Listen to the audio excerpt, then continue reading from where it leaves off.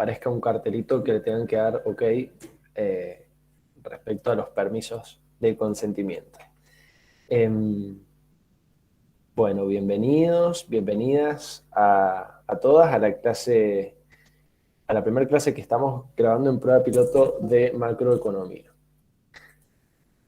Para comenzar, yo quería preguntarles, y que el punto de partida de esta clase sea la definición de economía, y puntualmente dentro de la economía, de macroeconomía, que el punto de partida sea la clase anterior que tuvimos, en donde pudimos ver un poco el origen etimológico de la palabra economía, las diferentes definiciones que fueron actualizándose o modificándose a lo largo de la historia, si habían podido leer la cartilla de la clase 1, qué les había parecido, qué les había llamado la atención respecto a esas definiciones, qué tenían en común, qué tenían de distinto, cosas que les hayan llamado la atención respecto de esas definiciones, si es que pudieron chusmear y leer la cartilla.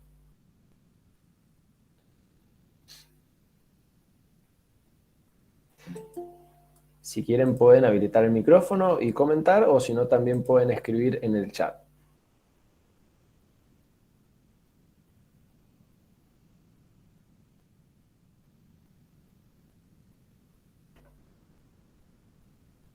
No sean tímidos.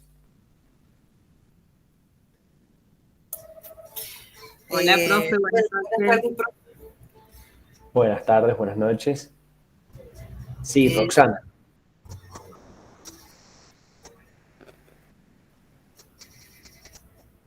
No, yo acabo de entrar, no sé si hizo una pregunta, profe, perdón. Ah, perfecto. Ahí te ponemos al tanto, Roxana. Les estaba preguntando a tus compañeras y a tus compañeros para poder comenzar la clase, que el punto de partida sea la clase anterior y la definición de economía respecto a la cartilla que les envié, si había algo que les había llamado la atención respecto a similitudes, a diferencias, a algo que no habían leído antes, o que sí, o de lo que pensaban, lo que sea. Ahí vi, perdón, Vivi, que habilitaste el micrófono. ¿Viviana Domínguez? Sí, profe, yo quería decirle que son las distintas definiciones, depende de los autores de la definición de economía. Creo que no hemos visto ninguno, ni Samuelson, ni Ellen, no, ninguno de esos hemos visto la definición propia de ellos, ¿no?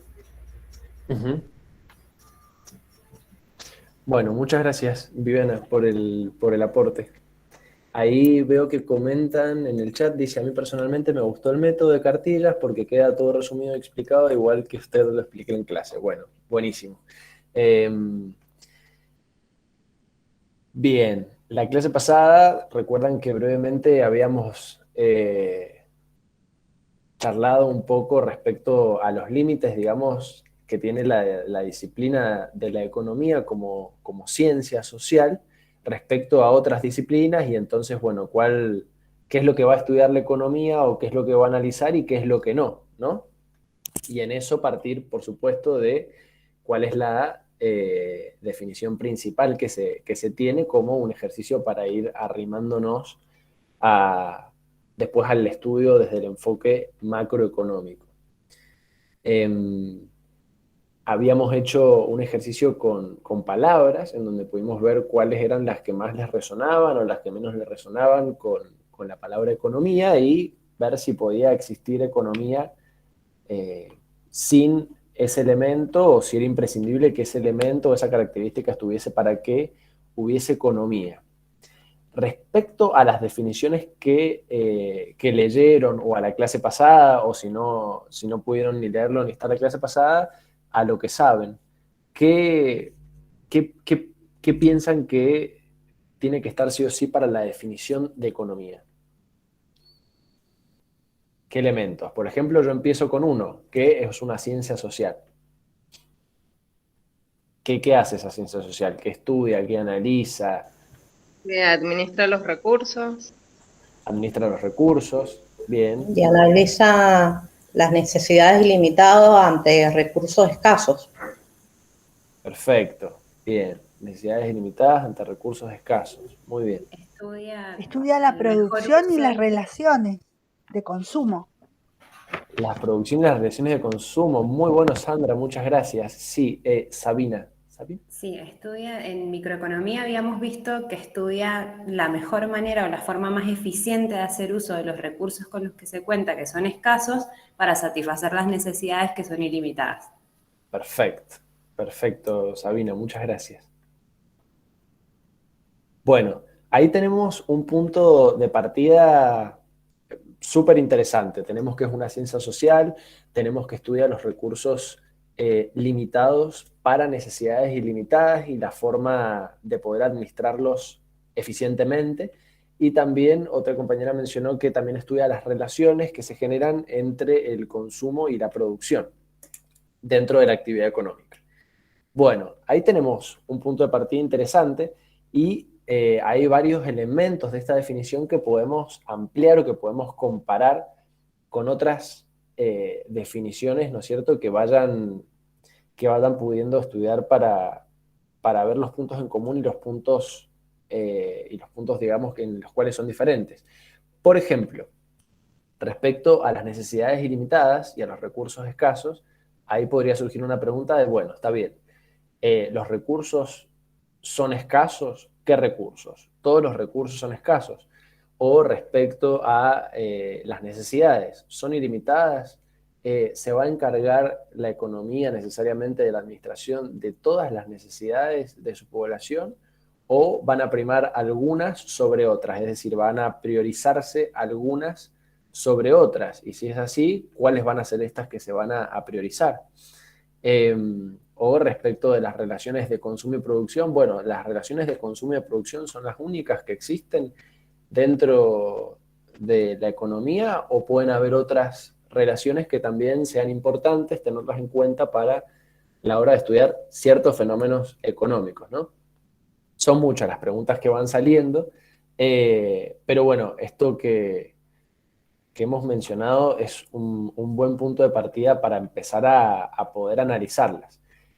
¿Por qué? Porque justamente la economía como ciencia social va a tener, a partir de esta definición, cierto entendimiento sobre la realidad, cierta forma de poder estudiar esa realidad, y entonces va a utilizar un lenguaje particular para poder después explicar eso que estudió de esa realidad. Que eso es lo que vamos a ver un poco y analizar en esta clase. Por ejemplo, habíamos visto que la definición de la palabra etimología viene del oikos o de oikonomía, del idioma griego, y que en su momento la economía era una actividad para poder administrar la cosa pública, ¿sí? O la polis, la vida en comunidad, la vida en civilización con sus pares, tenían que tomar ciertas decisiones, obviamente que partía de la administración del hogar, pero después, cuando ese hogar pasaba a ser la ciudad, había que administrar esos recursos. Y una de las cosas que habíamos visto es que, dependiendo, obviamente, que del lugar y de la época, van a haber diferentes criterios a la hora de administrar estos recursos y que esos criterios tienen que ver justamente con decisiones éticas o con criterios de justicia, ¿sí? ¿Qué es lo que esa ciudad considera que es más importante administrar y qué no? Y así, ¿sí?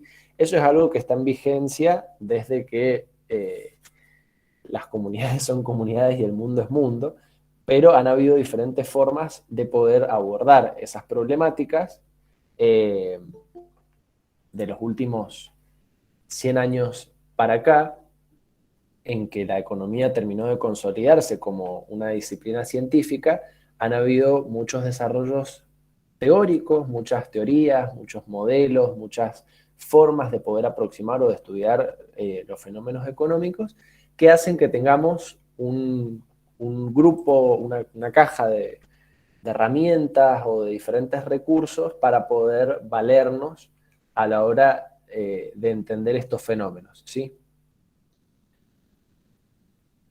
Bueno, acá nos hablan en el chat también que se contemplan a las personas y a los vínculos que se establecen entre ellas. Bueno, eso es algo también a tener en cuenta. Bueno, si es una disciplina, si es una ciencia social, es porque estudia a las personas, no, por ejemplo, no sé, la relación entre otra cosa, sino que justamente a partir de la organización social o de la vida en comunidad. También un compañero nos dice que se estudian las relaciones de mercado y para poder predecir comportamientos futuros. Bueno, también ese es otro aspecto, el hecho de poder predecir o de poder ir aproximando tendencias respecto al estudio o al seguimiento de ciertos comportamientos o de ciertos patrones que van teniendo similitudes. Entonces uno a partir de eso puede hacer una predicción hacia futuro. Bien.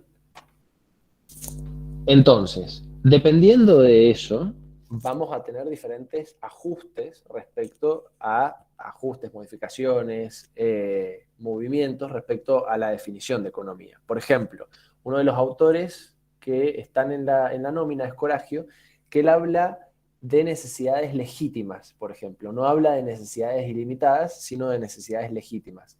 Entonces, en ese sentido, hay una concepción diferente de las necesidades porque no se pone tal vez al mismo nivel o no queda la interpretación para que estén al mismo nivel, por ejemplo, la necesidad de alimentarse o de tener un techo con la necesidad de, no sé, tener artículos de vestimenta de lujo como puede ser un Rolex, ¿sí?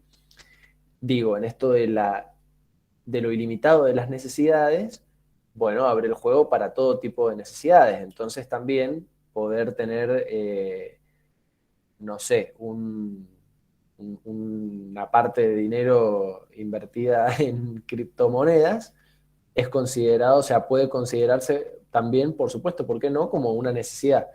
En este punto, este autor nos habla de necesidades legítimas para poder hacer una diferencia entre las necesidades que son primordiales, digamos, bueno, prioridades, comenta bien una compañera en el chat, para la vida y cuáles no. Por ejemplo, otro autor también habla de estar en armonía con el medio ambiente y con el cuidado de la naturaleza, en esto de dónde salen los recursos y entonces cómo se puede pensar, por ejemplo, la sostenibilidad a futuro, digamos, hacia 50 o 100 años hacia el futuro, teniendo en cuenta el cuidado climático y el cuidado ambiental, ¿sí? Entonces, hay diferentes elementos que van a incorporarse o no en esa definición. Bien, este es nuestro punto de partida. Ahora les voy a compartir un pequeño PowerPoint porque lo que vamos a ver en esta clase es el posicionamiento que puede tener la economía como ciencia. Entonces vamos a ver que como ciencia va a tener una determinada concepción de lo que es la realidad, que va a tener un lenguaje específico, la economía, y que también va a tener una lógica de análisis o una lógica para estudiar. Es decir, va a tener un método o una forma de la cual va a poder estudiar esa realidad, ¿sí? Y la forma en la que vamos a guiar esto es mediante la pregunta, ¿esto es un fenómeno microeconómico o es un fenómeno macroeconómico? Es decir, ¿lo que estamos estudiando es algo microeconómico o es algo macroeconómico? Para que de entrada podamos hacer la diferenciación entre lo que es el estudio de la microeconomía y el estudio de la macroeconomía, ¿sí?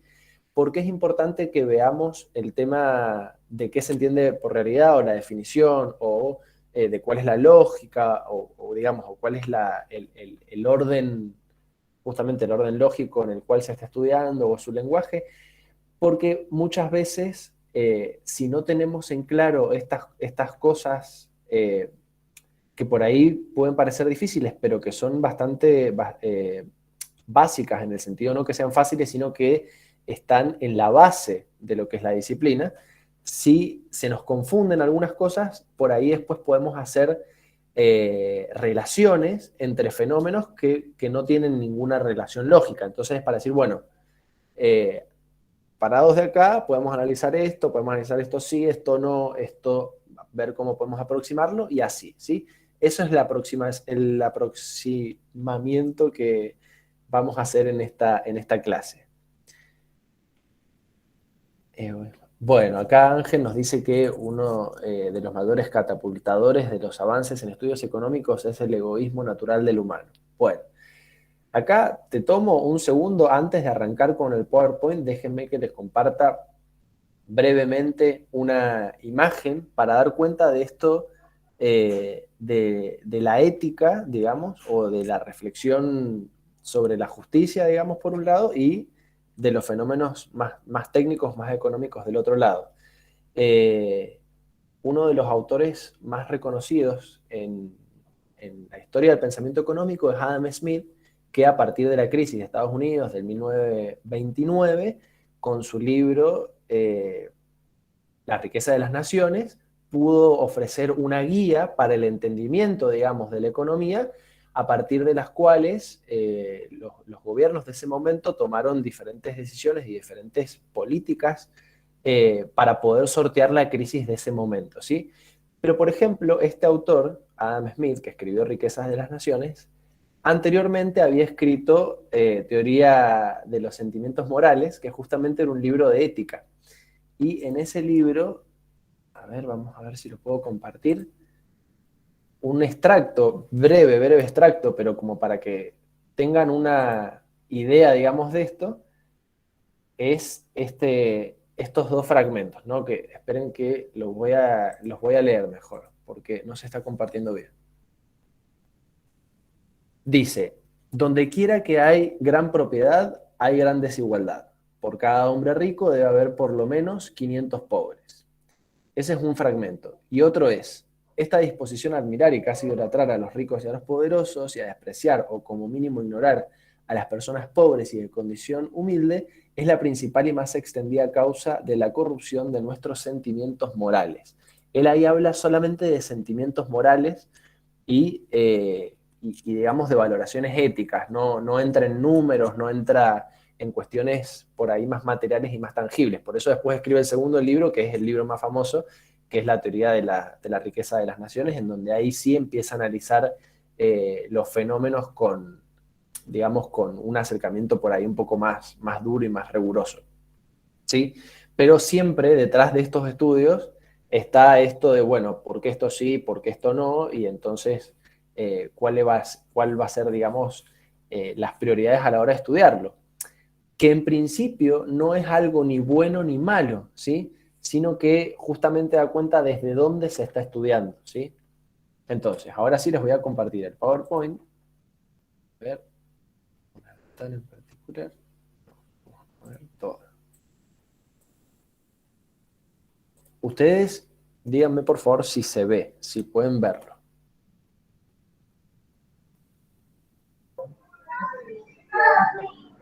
Sí, profesor. Sí, muchísimas gracias, porque cuando yo pongo en pantalla grande el PowerPoint, dejo de verlos a ustedes. Entonces, si hay preguntas en el chat, bueno, ahí voy saliendo y entrando para poder leerlas. Sí se Pero ve, bueno, sí se ve. buenísimo. Muchas gracias por confirmar. Bueno, entonces, a ver. Dijimos que la economía es una ciencia. Entonces va a haber una concepción como ciencia de lo que es la realidad. En eso también va a haber una concepción lógica y una concepción del conocimiento, pero lo que quiero que nos quedemos con esto es que va a haber una concepción de realidad, ¿sí? Si yo entiendo que la realidad está compuesta por diferentes elementos, bueno, esos son los elementos entonces que voy a poder analizar de esa realidad. Esto es importante porque a lo largo del desarrollo de la disciplina de la economía y de la ciencia en particular, y de la ciencia en general, el concepto de realidad ha ido teniendo algunas modificaciones y entonces eso permite que cosas que antes no se podían estudiar, ahora sí puedan estudiarse, ¿sí?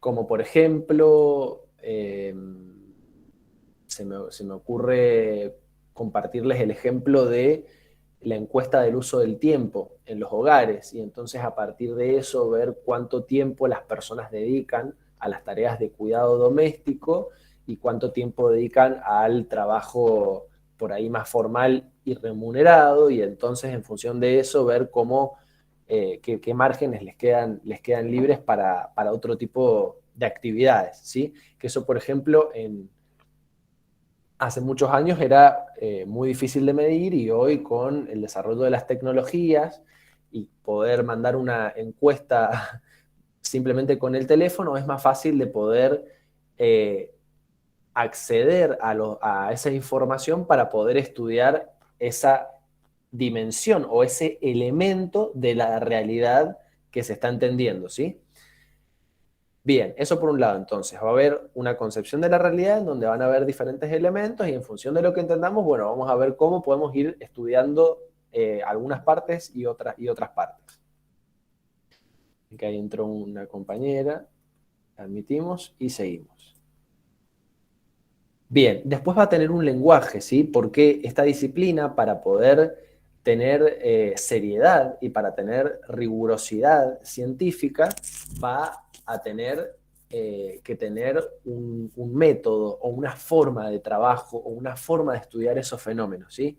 La forma que tiene la economía es a través de la matemática y de la lógica. Entonces, y de los modelos, a través de la matemática, de la lógica y de los modelos económicos. Entonces, ¿qué va a hacer la economía?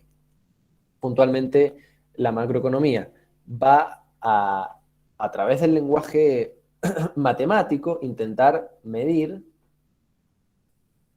bueno, ahí sigo admitiendo, va a intentar medir o poner en valor ciertos fenómenos o ciertas variables, y va a intentar generar un modelo, ¿sí? Por ejemplo, entonces, ustedes han visto en microeconomía, por ejemplo, el mercado de cualquier bien o servicio, en donde se puede evaluar para ver cuál va a ser el precio y la cantidad de equilibrio, que van a haber personas que van a querer comprar ese bien o servicio y personas que van a querer venderlo. Entonces, a partir de esas dos vamos a conformar la demanda y la oferta, ¿sí? Y ahí vamos a poder analizar a partir de esos números cuál va a ser el monto de equilibrio. Sí, bueno, el armado de eso es el armado de un pequeño modelo para poder estudiar un fenómeno en particular. Bien, y acá el tercer punto es las falacias de composición, o las falacias en general, ¿sí?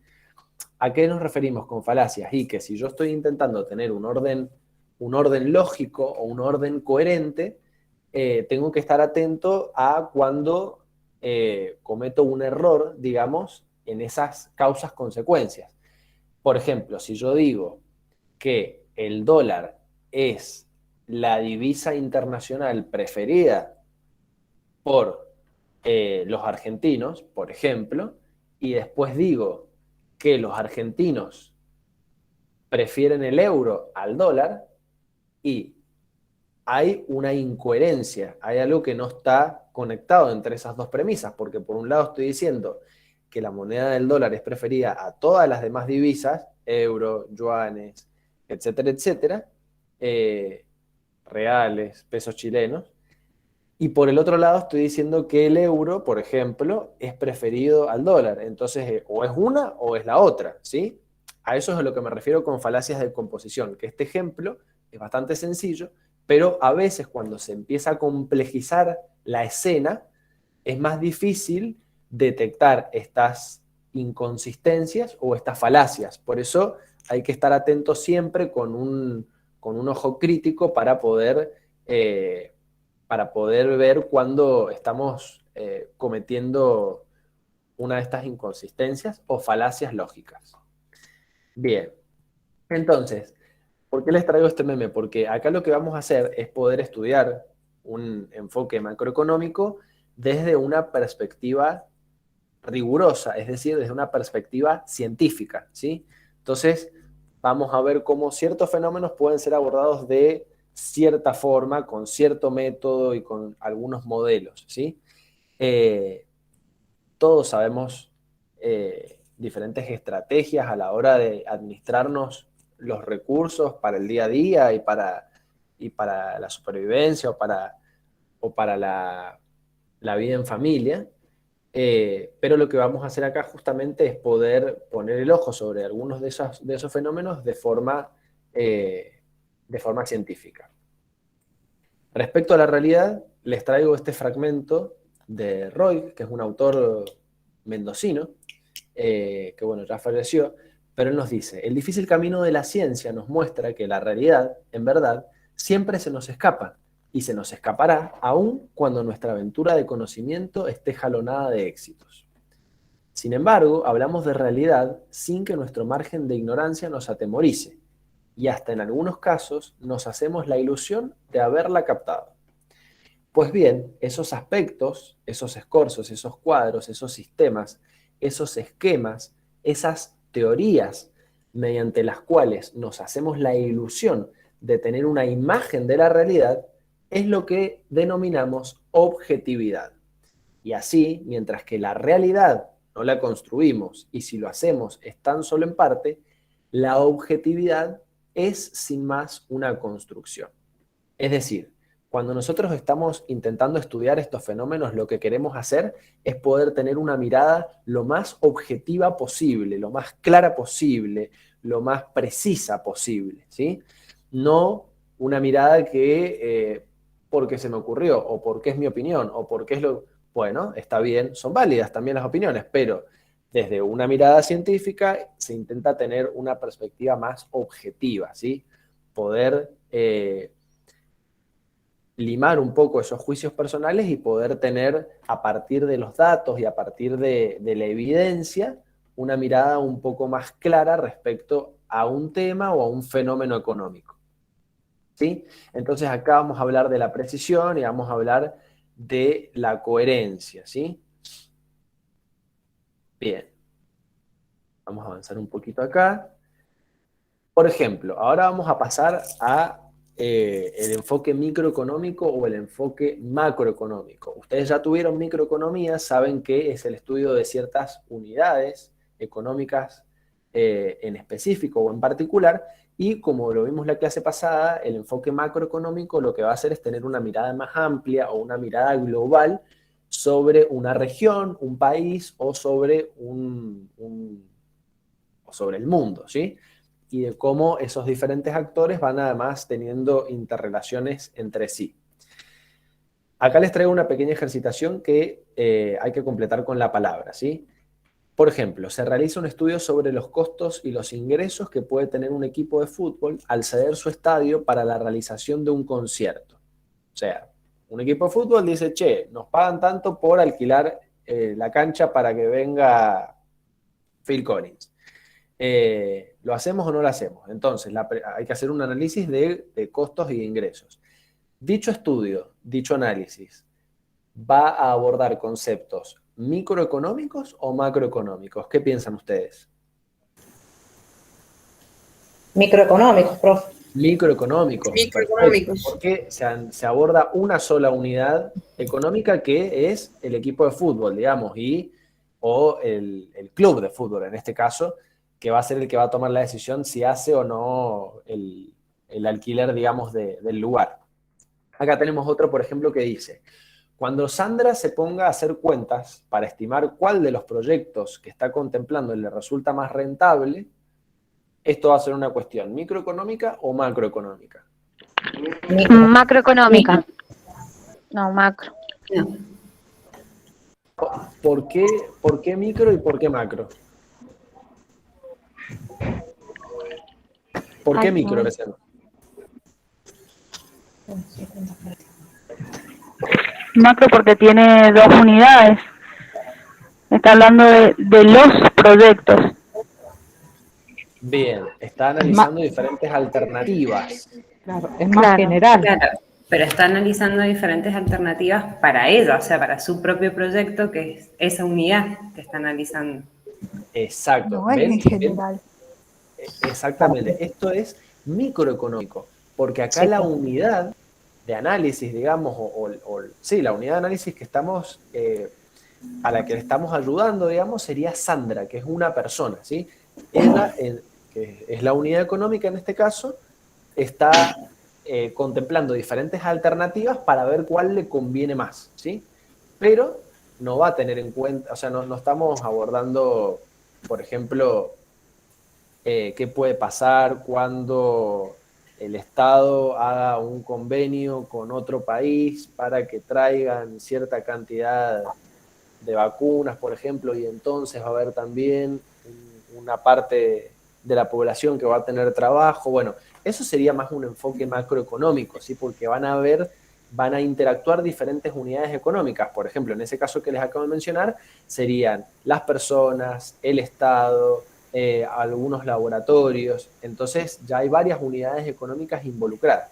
En este caso, la única unidad económica es Sandra, que es una persona que está contemplando, que está analizando cuál alternativa le conviene más, ¿sí? Por ejemplo, acá tenemos otra, miren. ¿Cuáles de estas actividades son microeconómicas? Obviamente que si no son microeconómicas, son macroeconómicas. Entonces, por ejemplo, la primera nos dice, Sandra va a tener más gastos porque ha subido el precio del petróleo. Micro. Micro, porque acá la unidad es Sandra, ¿sí? Es Sandra. Que subió el precio de la nafta o del petróleo. Entonces, Sandra, que es la unidad económica que estamos analizando, va a tener más gastos. Muy bien. En segundo lugar nos dice, por ejemplo, la tasa de paro es del 12% de la población activa. Macro. Es macro. Es una premisa macroeconómica, perfecto. Porque va a involucrar a diferentes unidades económicas, ¿sí? A las empresas, al gobierno, a las personas. La número 3 nos dice, Sandra con su empresa ha generado este año unos beneficios de 100.000 euros. Micro. Micro. Muy bien, porque acá estamos Sigue analizando siendo solamente una unidad que es la empresa. Bien, otra premisa dice, los precios han subido un 3% a lo largo del año pasado. Macro. Macro. Macro, perfecto. Y la última nos dice, España tiene mucha deuda pública. Macro. Es macro. Macro, también macro. Perfecto, perfecto, perfecto. Entonces, lo que vamos a ver es que si bien podemos tener diferentes actores, ¿sí? en la sociedad, como habíamos charlado respecto del flujo circular de la renta, que ya lo vamos a repasar y lo vamos a ver bien, a grandes rasgos, digamos, si hacemos una simplificación de la sociedad, podemos armar un pequeño modelo en donde tenemos a las familias por un lado, a las empresas por el otro y al Estado por el otro lado, ¿sí? Entonces vamos a tener esos tres grandes actores que ya vamos a ver que en realidad eso es un punto de partida en donde son muchísimos y múltiples los actores, pero bueno, una forma de poder simplificarlo para empezar a acercarnos y hacernos amigos del enfoque macroeconómico va a ser a partir de estos tres grandes actores, que es las familias, las empresas y el Estado.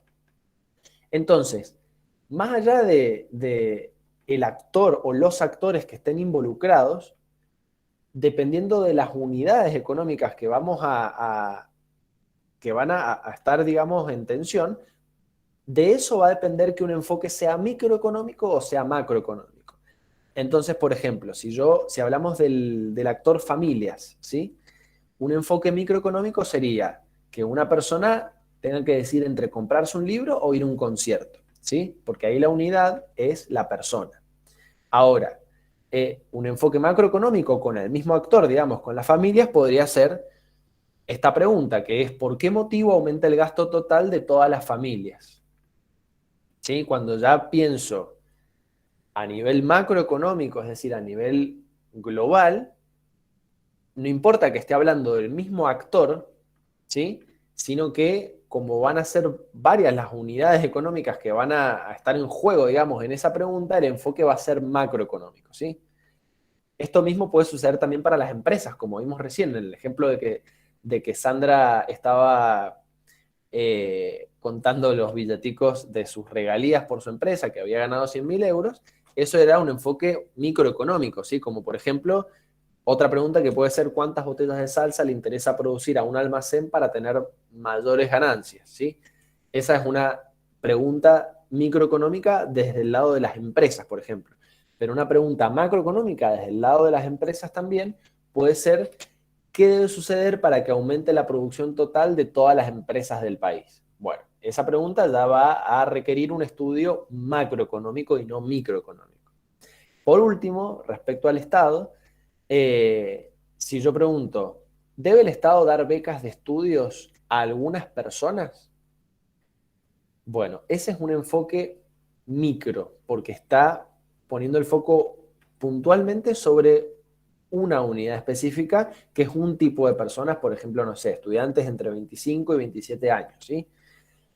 Ahora, si desde el Estado uno se pregunta, ¿qué ocurre cuando aumenta el gasto público provincial, por ejemplo? Bueno, esa pregunta ya va a tener y va a requerir de un enfoque o de un análisis macroeconómico, ¿sí?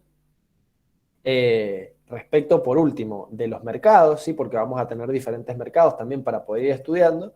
Desde un enfoque microeconómico puedo preguntar por qué ha subido el precio de una vivienda, y desde un enfoque macroeconómico puedo preguntar por qué ahora el precio total de la canasta básica es más alto, ¿sí? Entonces, dependiendo de lo que se quiera analizar, dependiendo de la pregunta, por tener ese punto de comparación, vamos a poder elegir si vamos a requerir de un enfoque microeconómico o de un enfoque macroeconómico, ¿sí? Bien. A ver. Bueno, con esto yo creo que ya estamos con esta parte. Dejo de compartir pantalla ahí y vuelvo a verles. Buenísimo. Bien. ¿Alguna pregunta hasta acá? ¿Alguna duda? ¿Algún comentario? No, está claro. No, profe, se entendió. Bien, porque acá estoy viendo una pregunta, perdón, es que yo recuerden que no podía leer el chat porque estaba con la pantalla grande. Estoy leyendo que hay una pregunta que dice,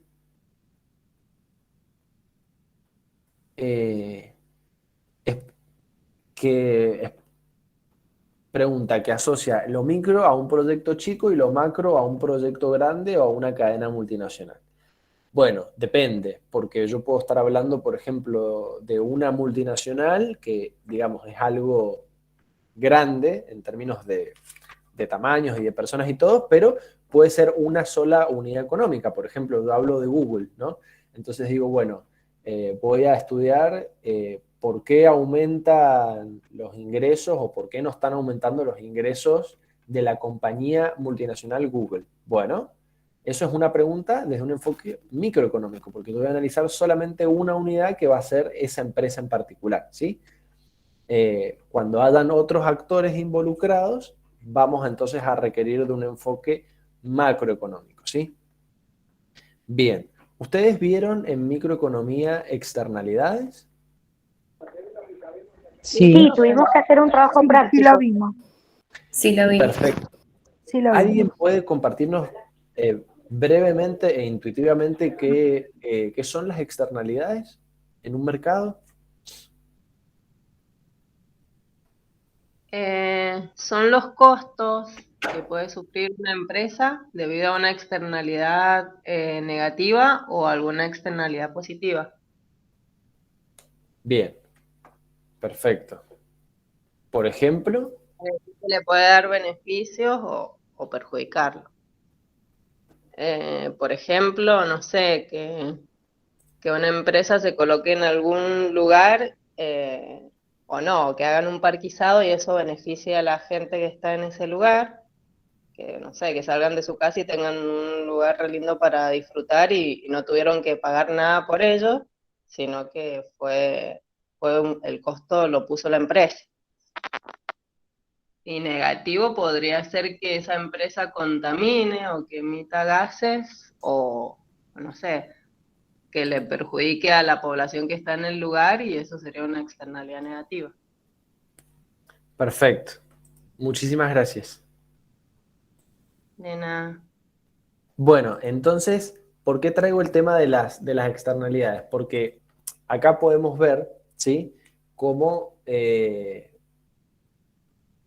tal vez desde un enfoque microeconómico esa externalidad es importante para esa unidad, pero desde un enfoque macroeconómico tal vez no lo sea porque se compensa con otros fenómenos, ¿sí? Y digamos puntualmente, porque eso me parece que puede estar un poco confuso ahora que me estoy escuchando en voz alta, para poder ver cómo se pueden hacer a veces relaciones o inferencias que pueden ser así o no. Entonces, si en un determinado mercado o en una unidad económica hay una externalidad negativa, por ejemplo, que haya contaminación ambiental, eso no necesariamente quiere decir que a nivel macro suceda en todas las unidades, ¿sí? Sucede en esa unidad en particular. Y lo mismo para cuando lo hacemos desde un análisis macro a uno micro. Entonces, va a ser muy importante siempre situarnos. Entonces, decir, bueno, ¿qué es lo que estamos estudiando en este tema o en este fenómeno o lo que sea? ¿Sí? Acá vamos a ver fenómenos de políticas fiscales, de políticas monetarias, de políticas internacionales, ¿sí? Digo políticas porque vamos a ver siempre el juego o el rol que ocupa el Estado en la interacción, digamos, de esos fenómenos, ¿sí? A partir de las diferentes instituciones o actores que van formando parte. Entonces, poder entender primero dónde estamos nos va a ayudar a después saber si a partir de eso puedo hacer una comparación o puedo decir, bueno, si esto funciona así, esto va a funcionar así o no. Bien, hay dos cositas más que les quiero decir y es esto. En primer lugar, nosotros vamos a estudiar el enfoque macroeconómico, que fue lo que ya dijimos. Voy a reforzar un poquito más esto. Dijimos que vamos a ver entonces todos los actores que forman parte de una sociedad, ¿sí? Y que en principio nuestro modelo inicial o nuestro modelo básico o nuestro modelo más simplificado va a ser el modelo del flujo circular de la renta, que lo vamos a repasar, en donde tenemos a las familias y a las empresas. Las familias le compran productos o alimentos a las empresas y las empresas le compran el trabajo, digamos, también a esas familias para poder producir y a cambio les pagan un salario y bueno, a cambio de esos alimentos les pagan un precio por esos alimentos, ¿sí? Bien, esos van a ser como los dos grandes actores principales y después vamos a tener un tercer actor que va a ser el Estado, que va a mediar, el Estado como todas las instituciones estatales que van a mediar en esas relaciones y que también van a salir a comprar y a vender tanto con las empresas como las familias para poder, según los criterios de justicia que existan o que se hayan construido a partir de la Constitución Nacional o a partir de otros dispositivos legales, a partir de leyes, por ejemplo, etcétera, que se construyan en un determinado lugar y por supuesto que también va a haber cierto margen en cada momento de la historia dependiendo del gobierno de turno que esté en esa institución estatal. Digo en esa institución porque puede ser a nivel nacional, a nivel provincial, a nivel municipal. Entonces, dependiendo de cuál sea, va a ser, va a tomar, digamos, diferentes decisiones, ¿sí? Pero entonces, de acuerdo a esos criterios, es que estos tres actores van a ir jugando y vamos a ver cómo les influye una cosa o la otra, ¿sí? Pero de a poco nosotros vamos en el desarrollo del semestre a poder ampliar estos tres actores de familias, empresas y Estado a instituciones en general, ¿sí? Entonces vamos a ver cómo hay cómo los actores que están en esta escena global van a ser diferentes instituciones, ¿sí? Pueden ser instituciones públicas, pueden ser instituciones privadas, pueden ser instituciones como la familia, por ejemplo, pero hay muchas otras más que van a estar jugando en la escena global, ¿sí?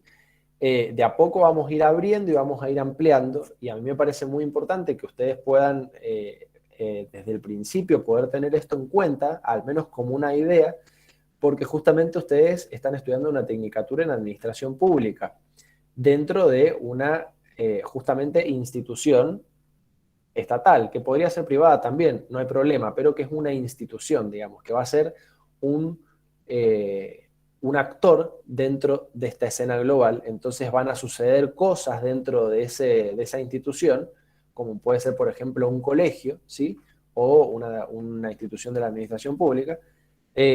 Van a suceder diferentes cosas en la escena global que van a afectar el día a día y las decisiones de esa institución, ¿sí? Porque también es parte de ese escenario más grande, ¿sí? Así como también nosotros después somos parte o no de algunas instituciones, pero bueno, eso ya es otra cosa, ¿sí?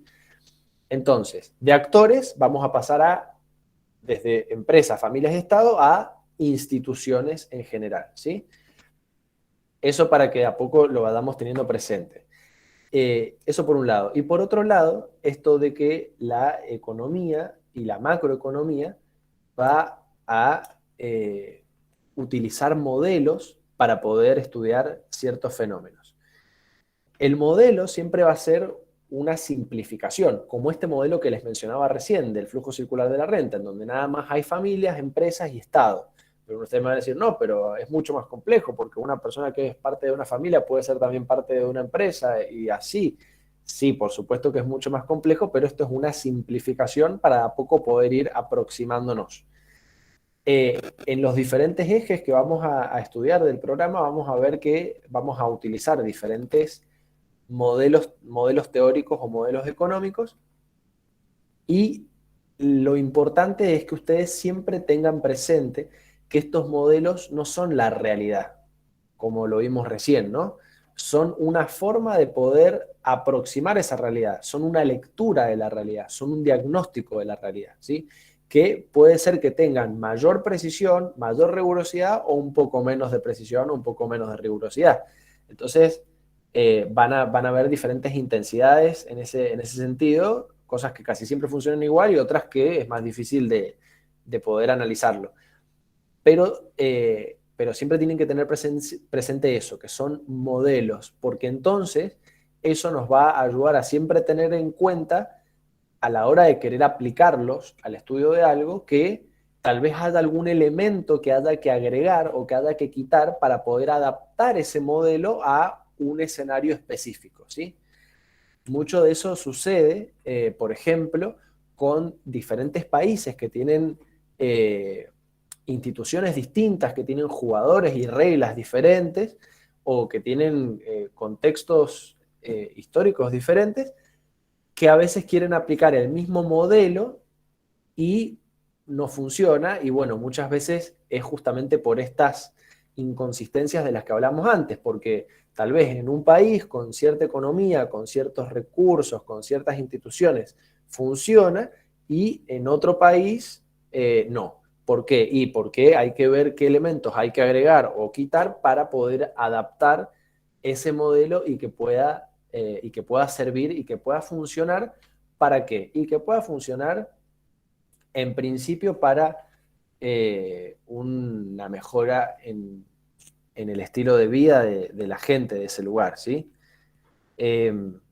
Bien, siempre los debates, bien, esos eran los dos puntos que quería mencionarles, el tema de los actores y de las instituciones por un lado, y el tema de los modelos por el otro. Se los digo, y yo siempre me doy un espacio antes de cada semestre para poder poner un ratito de atención en esto, porque ya teniendo presente estas cosas van a allanar un montón de dudas que por ahí les puedan surgir en algún tema o en otro, respecto a cómo funcionan ciertos fenómenos, por ejemplo. Entonces, ustedes ya con esto van a saber eso, que es un modelo o que es una forma de estudiar un fenómeno, y que no es la realidad puntualmente, es decir, que es una aproximación y que en eso ustedes pueden ir jugando y pueden ir adaptándolo. Y la otra es que también en ese modelo hay una simplificación generalmente, entonces después cuando a partir de eso podemos hablar de cosas de la realidad o analizarlas, bueno, hay que tener en cuenta qué elementos se están escapando de ese modelo o que habría que incorporar para también tenerlo presente, ¿sí? Bien, en esos dos puntos quería hacer énfasis en esta clase para que lo tengamos presente a lo largo del semestre. Y el tercer punto sería el que ya vimos la clase pasada, que es esto de situar cuál es la definición o cuál es la concepción que se tiene de realidad o de economía en determinado lugar o en determinado momento, porque de eso va a depender los criterios de justicia, digamos, o los criterios éticos, que más que nada tienen que ver con las prioridades que se tienen en cuenta a la hora de poder tomar una decisión u otra. Por supuesto que acá lo que vamos a poner el foco más que nada van a ser en las decisiones macroeconómicas. Entonces vamos a ver las decisiones generalmente a nivel sociedad, no tanto a nivel individual, pero los criterios, digamos, corren igual para las dos partes. Entonces, por ejemplo, partiendo del ejemplo de la pandemia del año pasado, siempre van a surgir estos debates de, bueno, ¿qué priorizamos? ¿La vida o la economía? Que en realidad con la pandemia se exalta un poco más, pero siempre es ese el debate, ¿sí? Porque, digo, la economía también es parte del cuidado de esa vida, y entonces siempre van a estar en tensión todos esos actores que forman parte, ¿no? Entonces, bueno, ¿a qué se le va a dar prioridad o qué va a tener que tenerse en cuenta para uno o para otro lado, ¿sí? Siempre que se toma una decisión, como ustedes vieron en microeconomía, hay un costo de oportunidad. Es decir, siempre que yo elijo una alternativa, dejo de elegir otra u otras alternativas. Entonces siempre hay costos y siempre hay beneficios, ¿no? No todo es absoluto, no todo es bueno y no todo es malo. Entonces siempre vamos, en vez de bueno y malo, vamos a hablar de, bueno, cuáles son los costos y cuáles son los beneficios, cuáles son los pros y cuáles son los contras de tal decisión o de tal otra decisión, ¿sí? Bien. Yo creo que por hoy ahí estamos. Además, así puedo guardar esto para que si algún compañero o compañera que no pueda asistir pueda después escucharlo y ponerse también al tanto. ¿Alguna pregunta, algún comentario, alguna observación que Y quiera? yo estoy preocupada por el tema de la plataforma que no nos habilitan a muchos para Ah, poder ir, perfecto. no atrasarnos, porque Ahí les comento lo de la plataforma, pero puntualmente de lo que hemos charlado o de lo que han leído en las cartillas o de la clase anterior.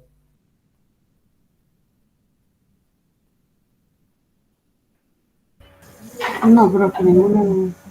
No, profe, la verdad que está bastante claro.